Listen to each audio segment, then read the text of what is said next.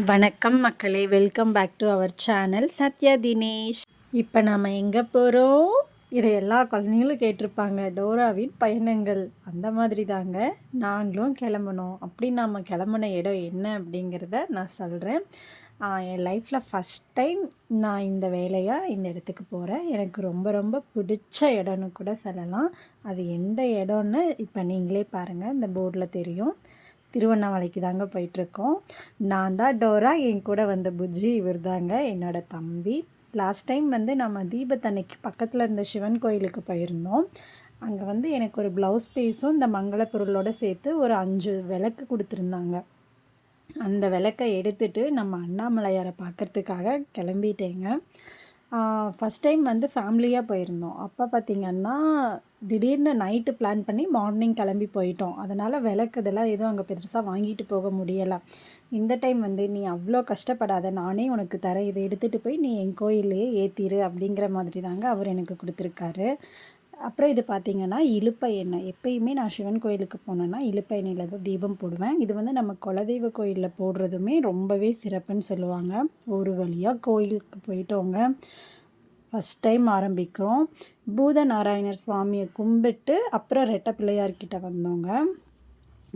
ராஜகோபுரம் கிட்ட நின்று நம்ம எடுத்துகிட்டு வந்த விளக்க பற்ற வச்சா அடிக்கிற காற்றுக்கு அது எங்கெங்கே எரியும். ஆனாலும் எரிய வச்சோம். எரியுங்கிற நம்பிக்கையோடு வச்சேன். கண்டிப்பாக அது எரிஞ்சது. ரொம்பவே ஹாப்பியாக இருந்தது. ஆனால் பஸ்ஸில் போகிறது தான் கொஞ்சம் சொதப்பின மாதிரி இருந்தது. ஏன்னா நாங்கள் ஈவினிங் வீட்டுக்கே வந்துடலாம் அப்படிங்கிற மாதிரி பிளான் பண்ணோம். கடைசியில் பார்த்தா பஸ் அங்கே இங்கேன்னு சுற்றி நாங்கள் கோயில்கிட்ட ரீச் ஆனதே 4:30 மணிக்கு தான். எல்லாம் அவன் செயல்னு நினச்சிட்டு ஆரம்பிச்சிட்டோங்க. அதுவும் இல்லாமல் ஒரு டைம் நான் நினச்சேன், அஷ்டமி அன்னைக்கு நம்ம கிரிவலம் போகலாமே அப்படின்ட்டு. பட் என்றைக்கு சான்ஸ் கிடைக்குதோ அன்னைக்கு நம்ம அவரை கும்பிட போயிடணும் அப்படின்ட்டு கிளம்புனது தான் இந்த பிளானே. அதுவும் பார்த்திங்கன்னா வியாழக்கிழமை என்னோடய பர்த்டே. அதாவது பர்த்டேன்னு சொல்லலாம், தேர்ஸ்டே. அதுவும் ஒரு ஸ்பெஷல். அதுவும் இல்லாமல் நாங்கள் கிரிவலம் ஸ்டார்ட் பண்ணி அதை முடிக்கும்போது பார்த்திங்கன்னா அஷ்டமியே ஆரம்பிச்சிடுச்சு. நீ ஆசைப்பட்டதை நான் உனக்கு கொடுத்துட்டேன் அப்படிங்கிற மாதிரி எனக்கு இது நடந்திருந்தது. ரொம்ப ஹாப்பியாக இருந்தது. ரொம்ப அமைதியாக பீஸ்ஃபுல்லாக நான் நல்லா சாமி கும்பிட்டு வந்தேன்.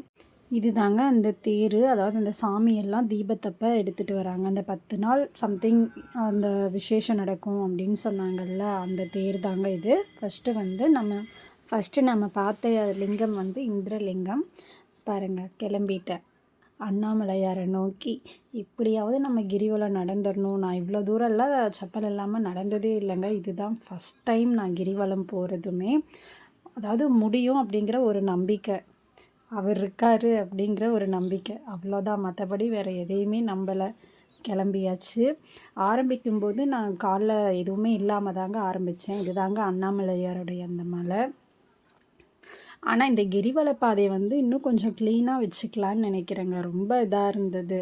அப்புறம் இதுக்கு மேலே இது சரிப்பட்டு வராதுன்ட்டு சாக்ஸ் போட ஆரம்பிச்சிட்டேன். அப்புறமா பார்த்திங்கன்னா ஒவ்வொரு லிங்கம் கிட்டேயுமே நம்ம எந்த இடத்துல இருக்கோம், இன்னும் எவ்வளோ தூரம் இருக்குது அப்படிங்கிற இந்த மேப் மாதிரி வச்சுருந்தாங்க. பார்க்குறதுக்கு நல்லா இருந்தது. அதாவது நம்ம இன்னும் எவ்வளோ தூரம் நடக்கணும், எவ்வளோ நடந்திருக்கோம் அப்படிங்கிறதுமே தெரிஞ்சது. இந்த மலையை நான் ஏன் இவ்வளோ ஜூம் பண்ணேன்னா, ஒரு 5 மணி இருக்கும்னு நினைக்கிறேன். இது மேலே தீபம் எரியுது பாருன்னு தம்பியை ராவடி பண்ணி பார்க்க வச்சிட்ருந்தேன். அப்புறமா பார்த்தா அங்கே அப்படியெல்லாம் எதுவும் தெரியல. அது ஏதோ என் மன பிரம்ம போல் இருக்குது. அப்புறமா தான் எங்கே போனாலுமே நம்ம இந்த கட்டுசோறு கட்டிட்டு போயிடணுங்க. அதுதான் ஃபஸ்ட்டு. சாப்பாடு தான் முக்கியம். ஆனால் வழியில் அங்கே அன்னதானம் கொடுப்பாங்க அப்படிங்கிறதெல்லாம் எனக்கு தெரியலை. காலையில் செஞ்சேன், ஆளுக்கு ஒன்றுன்ட்டு எடுத்துகிட்டு போயிட்டோம். இது நாங்கள் மார்னிங் சாப்பிட்டது தான், லஞ்ச் எதுவும் சாப்பிடல. அதனால் இதை நாங்கள் ஒரு 5 o'clock இருக்கும் சாப்பிட்டு நடக்க ஆரம்பிச்சிட்டோம். எங்களுக்கு முன்னாடி பார்த்திங்கன்னா இவங்க நடந்து போயிட்டுருந்தாங்க. இது தாங்க அந்த ஜடாமுடி சொல்லுவாங்க. இது பார்க்கவே ஒரு மாதிரி இந்த மெய் சிலுத்து போச்சு அப்படி சொல்லுவாங்கள்ல, அந்த மாதிரி இருந்தது. இவங்க யார்கிட்டேயுமே பேசாமல் அமைதியாக அவங்க பாட்டுக்கு நடக்கிறாங்க. ஒரு சங்கு மட்டும் வச்சுக்கிட்டு ஒவ்வொரு சிவலிங்கம் முன்னாடியும் நின்று அந்த சங்கு ஊதிட்டு இருந்தாங்க. அப்புறம் இந்த மாதிரி 6 கால் இருக்க மாடுமே இருந்தது. பார்க்கவே அதிசயமாக இருந்தது. அதுக்கப்புறம் ஒரு இடத்துல பிரசாதம் கொடுத்தாங்க. பிரசாதத்தோடையே பார்த்திங்கன்னா இந்த ருத்ராட்சையும், அடுத்த வருஷத்தில் பௌர்ணமி அதெல்லாம் எப்போ வருது, அதாவது கிரிவலம்ங்கிறது பௌர்ணமிக்கு போகிறது தான் ஸ்பெஷல். அதுக்காக அந்த இதையுமே கொடுத்துருந்தாங்க. அப்புறம் வழியில் பார்த்திங்கன்னா மானெல்லாம் இருந்ததுங்க. சூப்பராக இருந்தது பார்க்குறதுக்கு. ஃபஸ்ட்டு தூரமாக நின்று பார்த்துட்ருந்தோம். அப்புறமா தம்பி வா பக்கத்தில் போய் பார்க்கலாம் அப்படின்ட்டு கூட்டிகிட்டு போனாங்க. போய் பார்த்தோங்க. எவ்வளோ பெரிய கொம்பு வச்சுருக்கு. இந்த குழந்தைங்களுக்கு அதில் அந்த மான் கொம்பெல்லாம் வச்சு திருஷ்டி அப்படின்ட்டு தொட்டில் கட்டுவாங்க. அங்கே தான் நான் இதெல்லாம் பார்த்துருக்கேன். இப்போ வந்து லைவாக ஒரு மானோட தலையிலேயே பார்க்குறது இதுதான் ஃபஸ்ட் டைம். அழகாக இருந்துச்சு. அமைதியாக நடந்து போயிட்டே இருந்தாங்க. முடிஞ்ச வரைக்கும் இந்த மாதிரி வெளியே நின்று ஒரு லிங்கத்துடைய அந்த என்ட்ரன்ஸ் மட்டும் வீடியோ எடுத்தேன். உள்ளே எடுக்கக்கூடாது அப்படின்ட்டு ஒரு சில சன்னதியில் போட்டிருந்தாங்க. நாம் ஏன் அவங்க சொல்கிறத கேட்காம எடுக்கணுமா அப்படின்ட்டு நான் விட்டுட்டேன். 6 மணி ஆச்சுங்க.